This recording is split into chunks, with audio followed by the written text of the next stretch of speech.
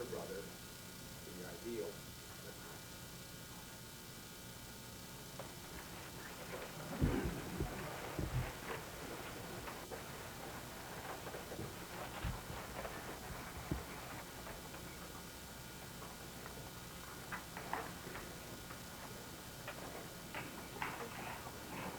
Good afternoon. It is my pleasure to welcome you to this 1991 commencement of graduates of Atlantic University. Let me begin by introducing some of the guests here today. We're gathered either as graduates or perhaps family of graduates. Often families, spouses, children are a major part of an educational operation such as a graduate degree, the decision and the process itself. Many family members of the graduates are here today. Would you stand, please? Any family? Yes. Thank you for being with us. There are other family members like Barry's that I'm sure played a major role in this operation, and we're here to thank them and honor them also. There are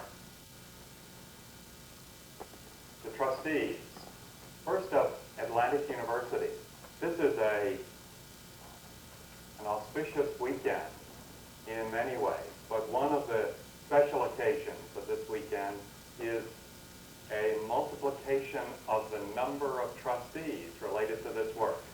And that has to do with the separation of the Board of Trustees of Atlantic University and the creation of a separate Board of Trustees for the ARE. Vice versa, the creation of the Atlantic University Board and the separation from the ARE Board. Could I introduce to you the members of the ARE Board of Trustees who are here this afternoon? Would you stand, please? And let me introduce you by name. Dick doesn't remember which board. There may be a little of that up and down this afternoon as we sort this out. First, the chairman of the ARE Board of Trustees, Gary Christie. Here on the front row, Ted Ormisher. Don Schminka. I'm not sure if I should stand up or not. What time? Feel free to stand up. Feel free to. Don is one of these people who is shifting. Actually, let me not get into all of this. Standing with the ARE Board of Trustees. Rufus Mosley next to Don. Bob Davis. Rachel Runnels. Darlene Bodnar. And Mary Hazelton. Thank you. The Atlantic University Board of Trustees. Would you stand, please?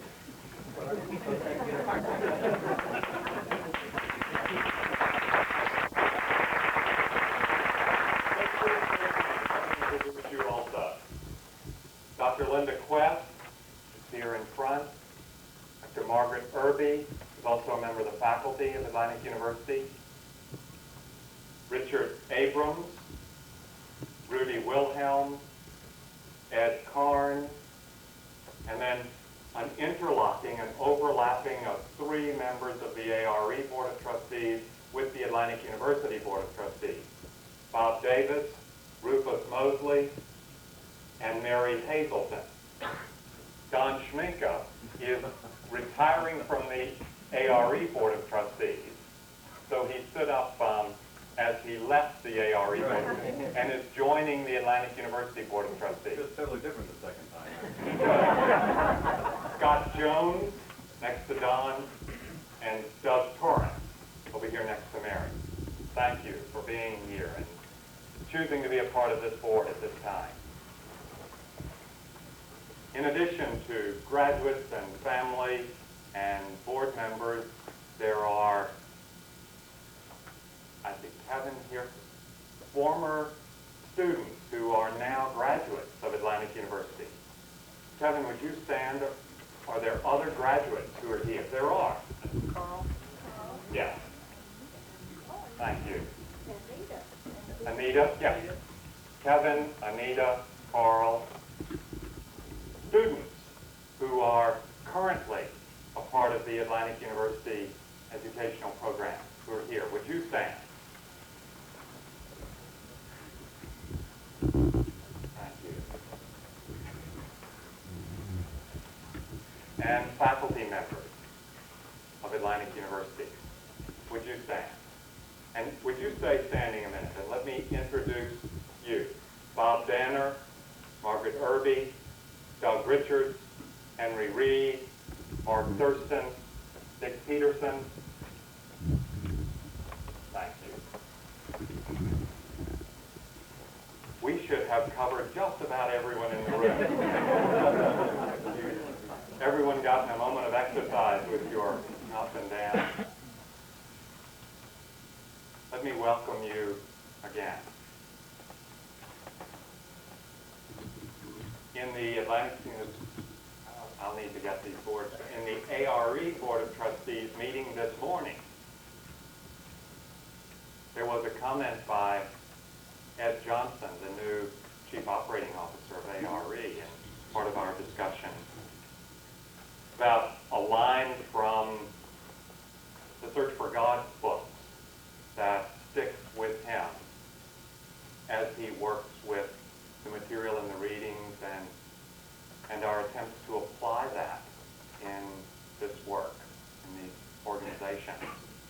And it seemed to me that that was a particularly appropriate line this afternoon for us to contemplate momentarily, at least. Because these folks are here receiving their master's degree in Transpersonal Studies. And that line, as many of you are aware, in the Search for God chapter on meditation in book 2, I guess, is that as we commit to and move into a venture inward, an exploration of self and our relationship to God, as we proceed on the spiritual path, those who come to understand those concepts become sages and lamas. But those who take that knowledge and go out into the world and apply it in their lives become masters. Usually a graduation is an opportunity to give the graduates a nudge to take what you've learned and go and apply it. And that is certainly an urging from several perspectives from the Edgar Cayce reading. Let me introduce our real speakers for the afternoon who will deliver our commencement addresses. First, Dr. Linda Quest. Linda is a doctorate from the University of Pennsylvania. She is a professor of political science at Cayce University. She has been in a number of roles with regard to her work with the information in the Edgar Cayce reading. She's an author of 2 separate studies of the information in the readings, particularly related to her field of political science. Those 2 booklets, those 2 studies are on the reserve table in the library upstairs for your consideration. Those are The Politics of Hope and Peace by Choice. Linda and I were talking for a moment some weeks ago as I was trying to nudge her about her involvement with Atlantic University. We were talking about those early studies, that work of hers, and we're agreeing, I think, or at least I was certainly saying that those 2 bodies of material have become more and more meaningful for me as we've moved toward the turn of the century. I would urge you to have a look at her work as a student of the Edgar Cayce reading. In addition, she has been a lecturer for the ARE over the years in various places.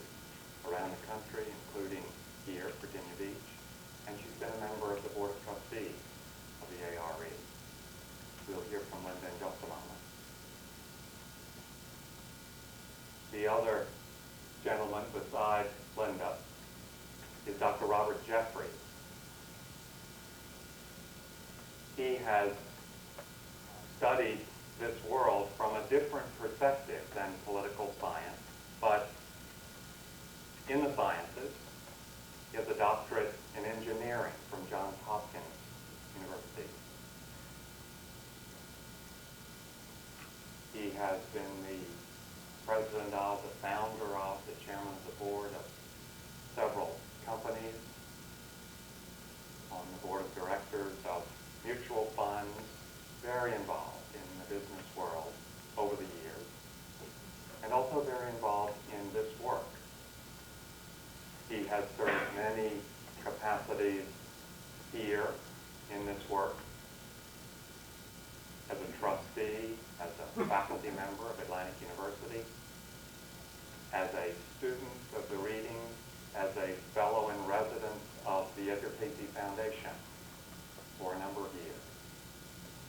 But the role which I remember Bob best is as an advisor to and friend of my father. Bob has also served on the board of trustees of the ARE, off and on over the years. I think in all of those capacities he has periodically been embarrassed or frustrated or proud. I hope this is an occasion of pride for him with this launching in a separate board way of Atlantic University. We have asked these two gentlemen and ladies to speak to us about these times and what we should do about these times. You know, if it's consideration of the Edgar Cayce readings or if it's consideration of the morning newspaper, there is the clear message that these times are times of tremendous change. Crisis in many cases. I think there's a challenge for all of us as individuals often, but as groups and as a civilization to respond creatively to these times of change. Let's hear two perspectives on our situation. First from Linda Quest and then Dr. Jeffrey.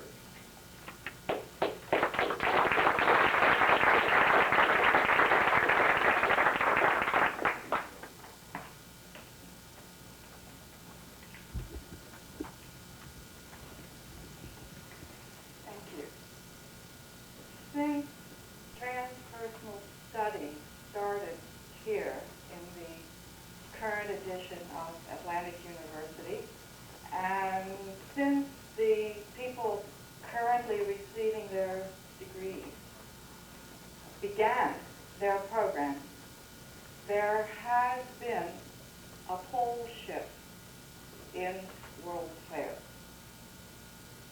There's also been a pole shift in your backyards and in your city streets and in your hometown. But it can be seen more dramatically as it plays out in the current events of the world and of nations. The issue can be seen this way. We must have e pluribus unum and freedom both. How will we achieve it? To take the transpersonal wisdom which you've cultivated in your studies into your professions and occupations and careers is wonderful. But I would urge you today to take it everywhere else too. To be a transformational politician, strictly as an amateur, at your front curb, in the schoolyard, at the laundromat, and in every other place you find yourself. The agenda of transformational politics is constantly and steadily raising the ethical standards of everyday life. The method is to elicit willing cooperation, not to impose.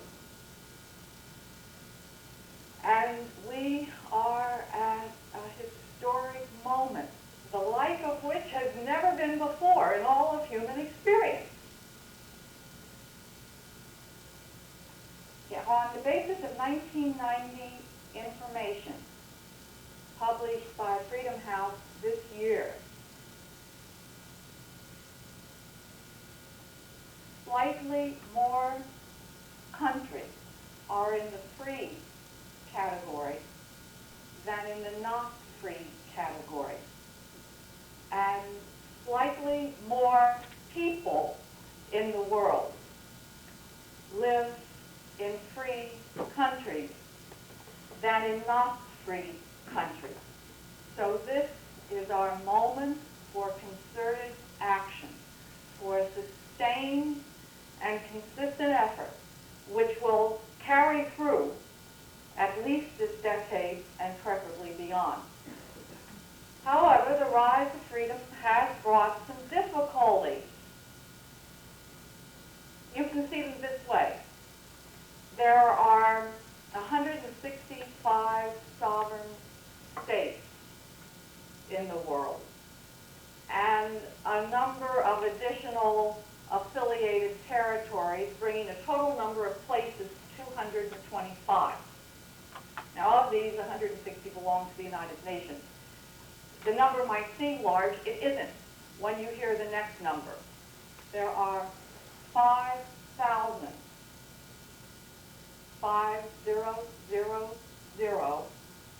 nations in the world. By nations, this refers to entities which have language, culture, history, government, territory, or territorial claims, fit somehow into, at most, 225 places. Now, we see the same thing in our cities. You may see it even in your hometown. You're very likely to observe it in schoolyards, if that's where you find yourself.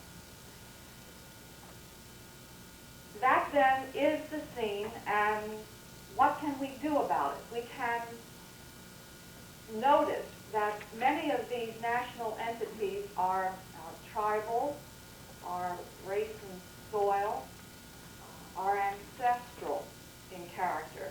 They are not recognizably modern in many, many instances.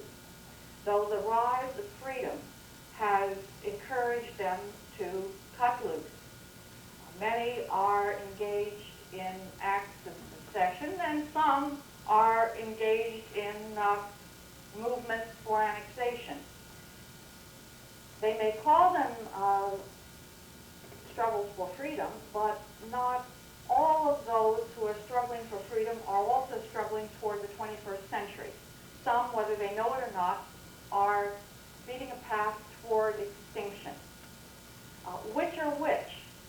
And when you see it erupt at the street corner, which is which? How do you tell the gangs apart? And what could we do? Here is where the Edgar Cayce material is of extreme use. And it matters now. This is not utopian thinking, which is pretty and had a place perhaps in politics of hope or peace by choice. This is now, this is today. The criteria in the Edgar Cayce readings for telling the difference are simply two. The first is oneness.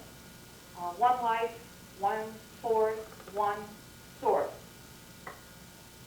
Reflected in the oneness of all humanity and in the value of the individual as the universe in miniature. Repeatedly, Edgar Cayce warns against raising anything, any division, any schism higher than the fatherhood of God and the brotherhood of man. Edgar Cayce said that these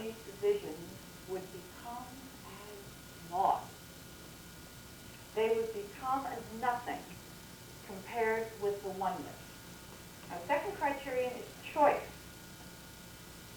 Choice was specified in the Edgar Cayce readings as the controlling factor in the way in which human beings claim their birthright of free will. Well, we're now in a Cayce crisis. And in a Cayce crisis, you are presented with a very peculiar choice. The simple part of the choice is between self or service. The complicated part of the choice is that it's counter-effective. It pertains to the master-servant relationship, to the more is less proposition, to the losing yourself to find yourself. So that the choice of self leads to servitude or slavery, and the choice of service yields life and freedom. Oneness and choice combine in a three-step, two-path model. Either way, that which divides and separates people will become as naught. But it is a matter of choice how it becomes as naught and whether anything remains after they've traveled the route. One choice is to turn the divisions into stepping stones toward at-one-ment and greater understanding. Another route is to stumble over them and to fall to disaster. Either way, the outcome is going to be unity or at-one-ment. For those who can surmount the primal instincts toward self-assertion and idiosyncrasy, you can move through the aligning and the attuning to the at-one-ment. And this is an easy thing for transpersonal students to encourage in others. The alternative path is to insist upon the schisms, the divisions, and the separations, and to heave them as stumbling blocks in the path of others as well. This is the road of the reckoning and the leveling. And it is a tougher proposition for transpersonal students to intervene, because the persons who choose this path of self and idiosyncrasy see in it a way to quick returns or at least safety.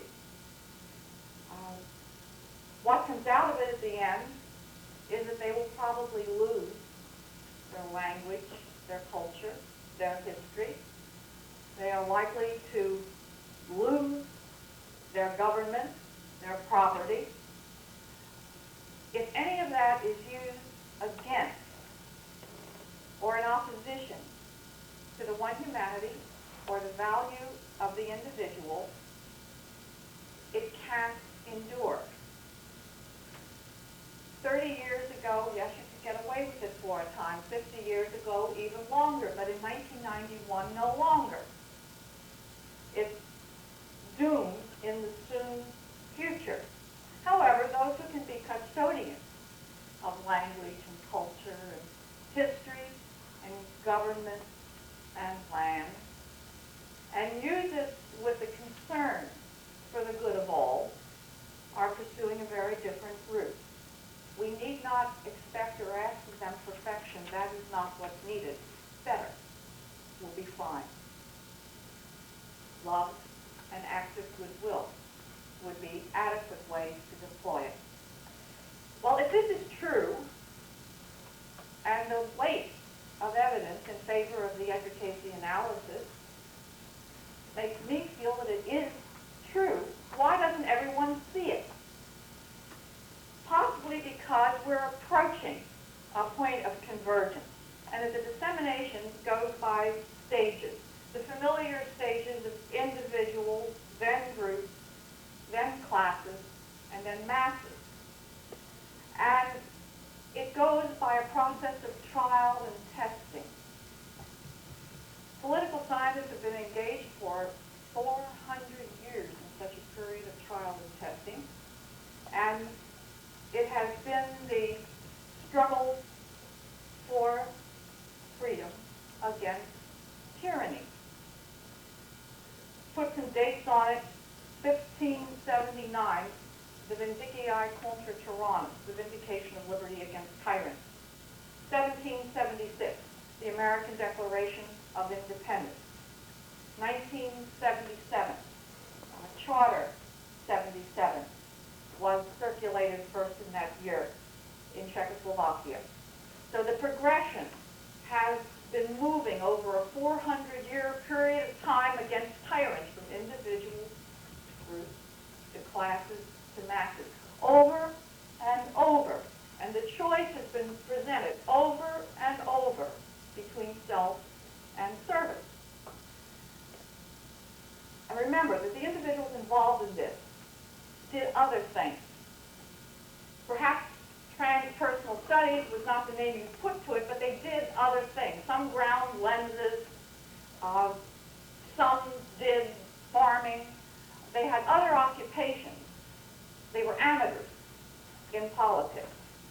And now we're in a 40-year period, which stretches from 1958 until 1998, as indicated in the Edgar Cayce reading. Just a couple of landmarks to suggest the significance of that period can be found in the appearance of the third world in that time, and of the non-aligned movement. Something more significant is that in 1958, opinion survey data reported reduced well-being. It was not a statistical error. It wasn't a temporary dip. It was the beginning of a trend. And steadily, starting in 1958, the perceived well-being reported in such surveys has declined year by year and establishes a very important point, that affluence is not the whole story, that material well-being is not enough. Psychological well-being must be present too. Human relations must be rich, as well as the circumstances with which people are endowed. We still have time to run in this period of trial and testing, so there is still an opportunity for you and yet more students of transpersonal studies to engage in transformation, particularly in transformational politics. It's a wide open future. There is every opportunity in occupations, recreation, and in family life to be a transformational politician in the application of your transpersonal studies. It will mean that any prejudice that divides people, that stands between the value of the individual and the fact of the one humanity, will go. Whatever obstacles we find placed between the individual and humanity, the universe in miniature, and the world will go. Is there anything we can do to provide the example and to encourage the choice that would facilitate it going in a way that is as constructive as possible? Our heritage in the earth depends upon it. Our standing in the universe depends upon it. So, in 1998, we can have scattered fragments of what once might have been, or we can have 5,000 nations and hundreds of states mutually present to each other, enjoying the pleasure of each other's company, everyone learning from everyone else in one world. All is hands.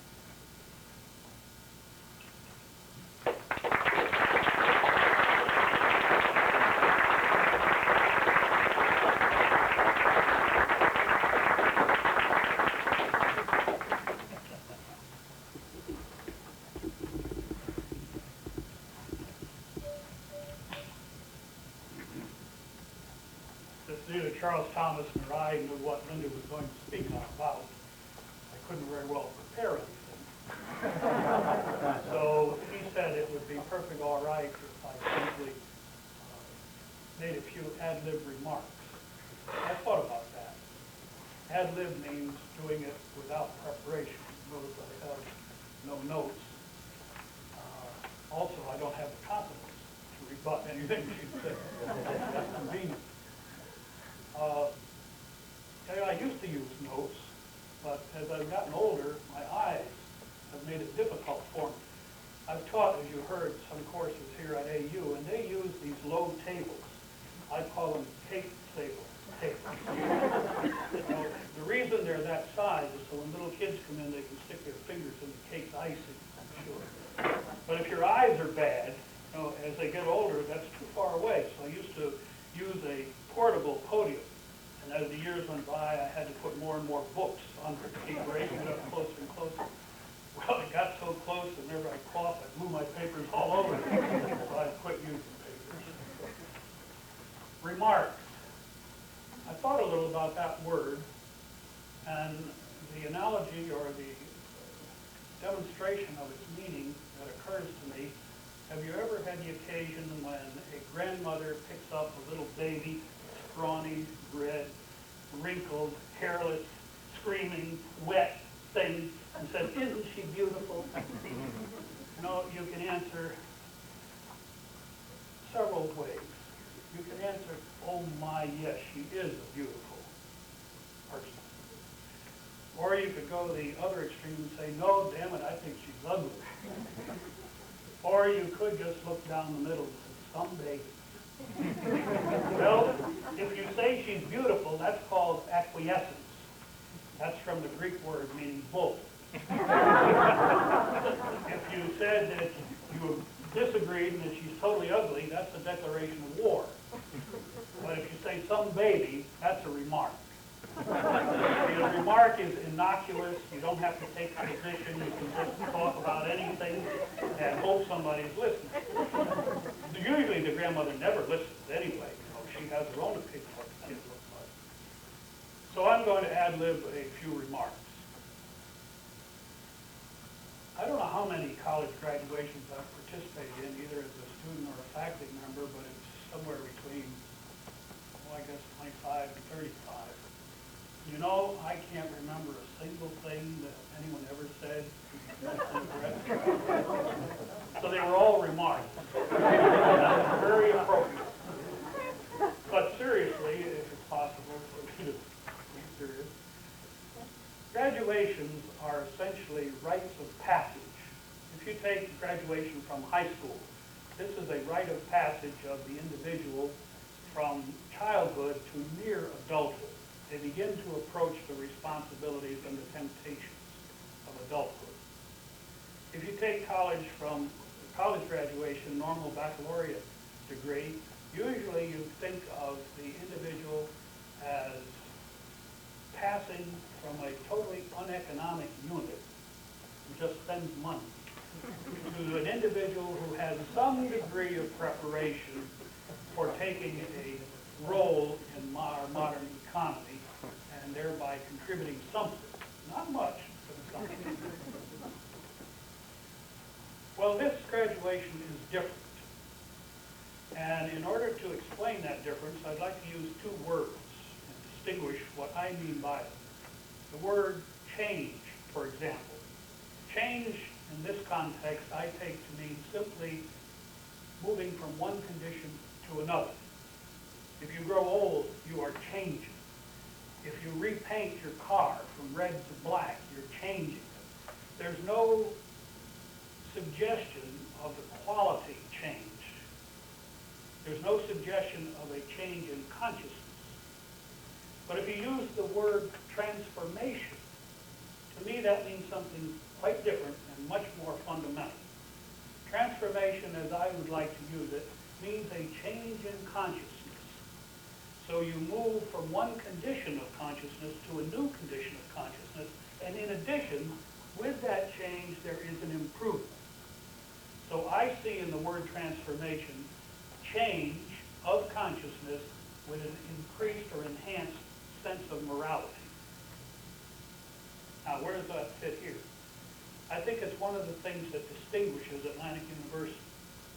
The students who come here are already embarked upon a path of personal transformation. Well, they wouldn't come. So they don't come for the football team. They don't come for the rathskeller. They don't come for the great faculty. They don't come for the wonderful facilities. They come because they are personally motivated toward a personal transformation. Now, I have come to recognize in my conversations with the students over the years that it's possible to divide them into 4 categories. Now, there may be some others, and some students may not like being in any one of the categories, but I need something to say, so it's 4 categories. The first I'll call the ecologically based. These are the individuals whose consciousness has been raised regarding the change that has taken place in man's relation to nature. Now, early man accommodated to nature. The nomadic peoples would move from place to place rather than strip any one place of all of its resources. If they wanted to go up or down a shallow, snaky river, they developed a canoe to do it. They took only what they needed to survive from their natural environment. See how man has changed. He has gone from that accommodating entity into an aggressive conqueror. Now what do we do? If we want to go up or down a river, we dredge it and we channelize it. If we want to build a highway, we gouge a way across the plains, or we gouge a hole through the mountains. We overcome nature. If we don't like the temperature, we introduce air conditioning, burn lots of fossil fuels to keep it going. So that's the first degree of consciousness that I've noted in students, an ecological consciousness. Man today is the aggressor, and the target is nature herself. The second category of student that I've come to appreciate is one that could be called frustrated with the establishment and or the system. They see government that is not responsive to the people. They see industry, which is totally concerned with profit. They see people who are totally concerned with materialism. They see the president, for example, of Time Warner, who this year will make $78 million versus last year's $37 million. While at the same time, the local fast food restaurants are looking for people at $2.17 an hour plus tips. They see the growing disparity between the haves and the have-nots. They see the greed of the Ivan Boskis and the Michael Milkins. They see the egotism of the Donald Trumps. Is there any wonder that they are frustrated, disappointed, and embarrassed by the system? But they look at it positively. They look at it and say, I don't want to be a part of that system. And as Linda has encouraged them, all right, change it. The third category I'll call the space cadets. These are people, students, who look upon Earth as spaceship Earth. And like any spaceship, it has a boundary, and it has limited fuel, limited resources. In this case, it has a limited atmosphere, it has limited water. And we are running full blast in every direction, burning up all of our fuel, destroying our water, destroying our atmosphere, consuming all of our resources, and at the root of it all, overpopulating. You know, there are only so many seats on this spaceship, and when they're all full, somebody's got to get off. and they understand it, and they're aware of it, and they want to take a responsibility for it. So who is going to save us in the face of all of these negatives? So far I've only told you about 3 types of students. Who's going to save us in the face of these negatives? Is science, our politics, or is religion? Well, science has done a remarkable job of reconstructing the formation of the universe, the galaxies, our solar system, and the Earth, right down to the smallest instant of time beyond the Big Bang. But science can tell us nothing about the instant before the Big Bang. This is an unknowable by its very nature. Also unknowable is why the Big Bang. Science can never tell us why. Science can never tell us why there are gases in outer space, why there are fragments of mass in outer space. Science has done a wonderful job of constructing a theory of evolution that demonstrates conclusively a common chemistry for everything on Earth, every living thing. So there's no question we are all one. We're descended from one common chemical derivation. Apes, dogs, cats, rats, people, politicians. Science is not going to provide us the answers because, again, they can't tell us why these things exist or why these evolutionary phenomena take place. They can't even project into the future evolution. You've heard a lot of jokes about the couch potatoes, how their bottoms are going to get bigger and their eyes are going to bulge out. Science can't say that with any assurance. But more importantly, science can't say what's going to happen to our consciousness. Linda pointed out the opportunities. I'm pointing out some of the negatives. Science can't tell us which is going to win. Will man evolve in consciousness with a higher morality? Will he transform himself to this higher morality that enables him to live together peacefully and constructively before he destructs himself, before he consumes the Earth's resources? Science can't tell us that. So no, I don't think science is going to provide us an answer. How about politics? Well, if you look at the way the nations of the Middle East get along, the Balkans, the Indians and the Pakistanis, the Central Americans, South Americans, or the South Africans, I don't think you would have a whole lot of confidence at an international level. If you look at our own nation, and you look at the inability of our government to accommodate to our national debt, the inability to pass the Civil Rights Act, the inability to prevent savings and loan scandals, the inability to develop a national energy policy, I don't know if you have any justification for expecting too much from Washington. At a local level, the recent evidences of police brutality show the worst side of governmental power. And will we do anything about it? Are we doing anything about it right here in Virginia Beach other than reading the newspaper? Not that I can see. So I don't think there's too much hope on the political side. What about the religious side? Well, remember, it was religion that brought us the Inquisition and a concern for religion that brought us Holocaust. Not on a comparable scale, but current. We have the Baptists can't agree between themselves, the moderates and the conservatives. We have the Presbyterians and the Episcopalians who can't agree as to whether homosexuals or women are full-fledged people.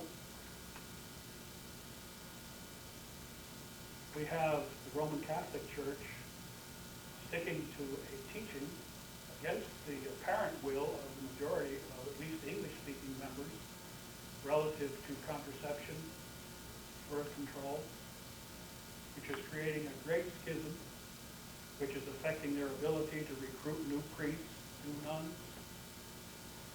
No, I'm afraid I don't have a whole lot of confidence that religion is going to provide us the answer. I come to that fourth type of student that I've perceived in my conversations with them. Students come here with an irritation that has led to their beginning on the path of self-transformation, and they too have looked at science, and they have looked at politics, and they have looked at religion, and they've come to the conclusion that they would like to know more about the nature of God and the nature of man and the relationship between the two. This is the fourth kind of student who has moved beyond that first irritation of self-transformation into a personalization of it, what concerns him. Atlantic University is and can be an environment in which questions of that kind are fair to ask, where discussions and collegial discourse can take place. Atlantic University cannot provide an answer, but they can help the individual to come to his answer, to develop his own paradigm of the nature of reality and his own role in it. And when he does that, I am sure he's going to end up accepting a personal responsibility to exercise his own free will to make himself a better servant of all that live, human and animal, planet, the earth itself. He also is going to project that out into his family. He's going to project it into his workplace, into his community, and ultimately, hopefully, into the national and the international scene. So the individual will become an agent of transformation. An AU can become an agent of transformation in assisting that individual. So both the individual and the institution will be the pioneers of the 21st century, trying to accomplish what that great song says, make the world a better place.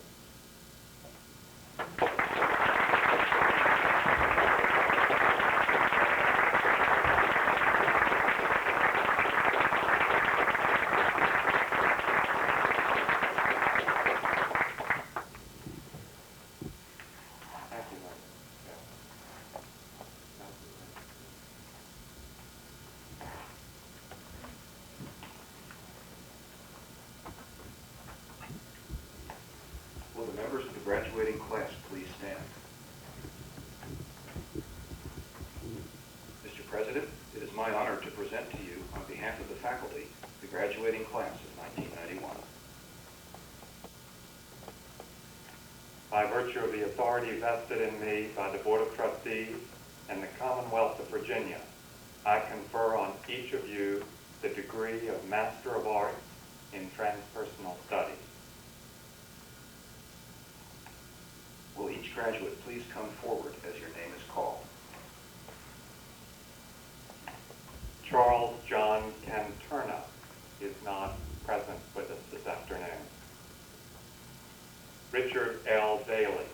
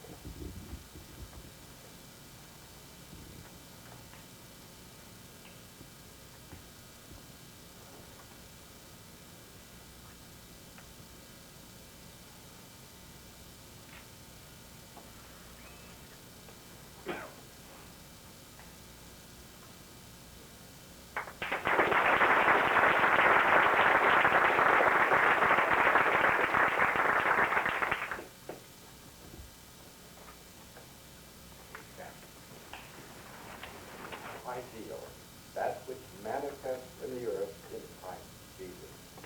That should be every entity's ideal, physically, mentally, spiritually. What was his application of his spiritual ideal? Thy ideal? He thought it not robbery to make himself equal with God. So he made himself of no estate, that he might thereby save the born. And now may the eternal joy of the heavens overflow upon you. You need it now.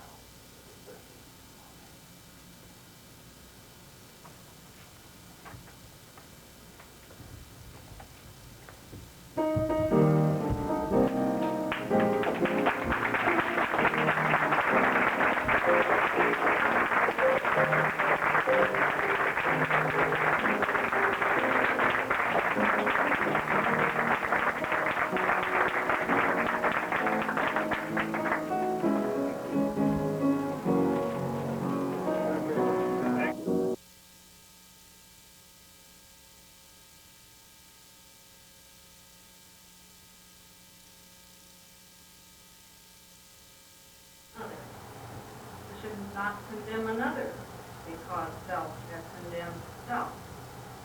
For this is judging self by self.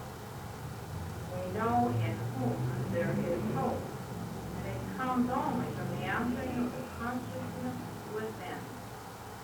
We ask not who will ascend and bring peace and harmony from on high, but where we shall go to seek peace and harmony is within thine own heart and thine own soul.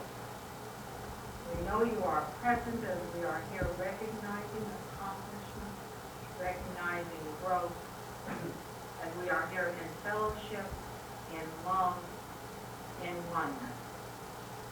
Touch and fill each one of us. Give us strength and nourishment from the blessings and food which we receive. We pray, asking each one of these blessings to fill us and thanking you for all of the good gifts. Amen.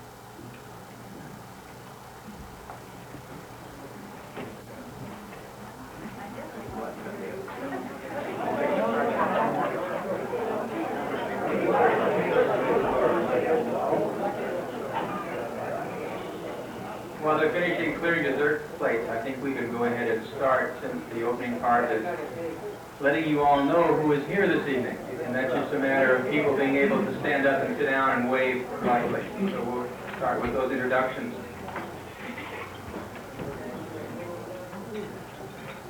About 18 months ago, some of us sat in this same room, and it was an important occasion for Atlantic University, and that we had our first graduation coming up the next day. This is the second graduation, which is auspicious enough in itself, but it's also another growing moment in the life of Atlantic University when at 3:30 tomorrow afternoon, we make a transition with the Board of Directors, moving from those who have served double duty for many, many years for ARE and AU, now turning the reins over to a group of individuals who can devote a little more time and energy to the further growth and development of the university. And I think a lot of us feel deeply moved by the thought of what is happening here this evening and tomorrow. So there may be a few emotional moments up here and tomorrow, and I hope we can all celebrate those together. First of all, we're here to honor the graduates. We were fortunate enough to have 5 of our 6 graduates be with us this evening. And at the moment, I would just like those 5 people to stand. You'll be hearing from some of them later on this evening. So will our current graduating class please stand?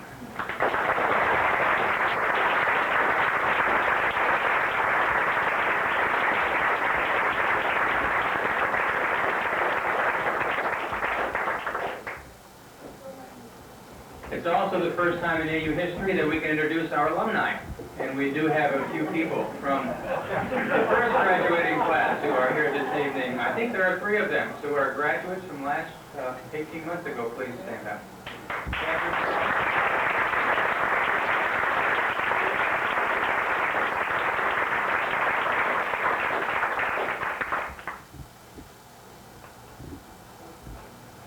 those who have been doing double duty for many years, who have taken us to this point and are ready to send us on our way. We have, I think, everybody but one of the current ARE Board of Trustees, who until 3:30 tomorrow afternoon are still the AU Board of Trustees.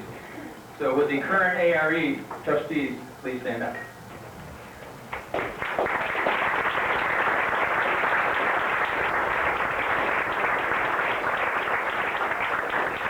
We thank you all for your nurturing and your support, and your continued support indirectly in many ways in the future. Now the people who at 3:30 tomorrow are ready to take the reins and continue moving us forward, we have, I think, all of the new AU Board of Trustees here this evening. So if those people would please stand up.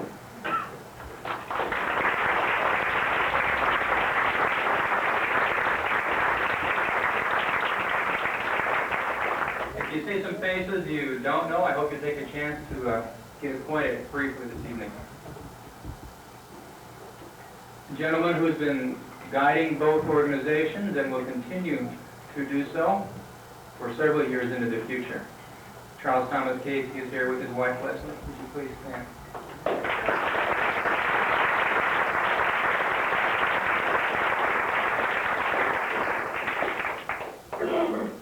I bring greetings from our former president, Jim Windsor, whose daughter is graduating Monday or Tuesday in Washington, D.C., and they have a big parents' weekend.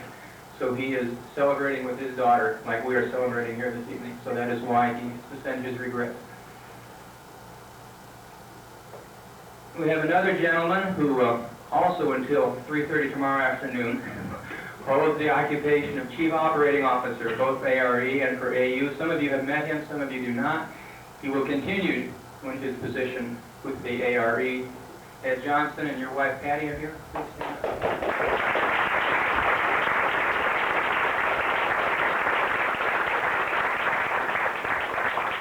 And the people who are responsible for helping our students achieve this milestone in life, we have several of the faculty members here this evening. AU faculty members who have taught. Would you please stand up? Now Doug can wait.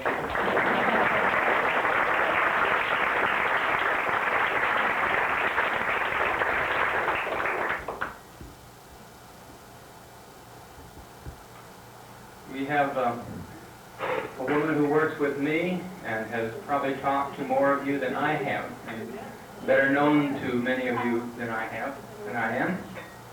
Nancy Reiner, Registrar of the University, primary logistics person.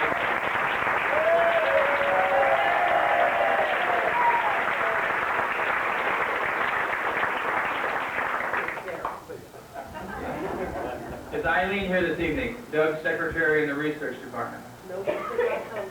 She cannot come. Okay, we'll introduce her some other time. And finally, we have other people who are looking forward to being honored in the future in this way. We have other students from Atlantic University present.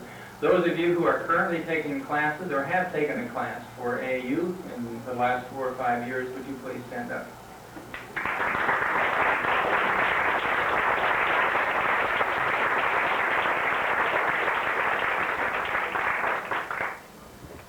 My name is Keith Vonderow. I'm Administrative Dean for the University, and happy to welcome you this evening. And now, very happy to turn the program over to Dr. Danner and to the Student Affairs Committee who have planned the rest of the evening for us. I'll pronounce you all husband and wife.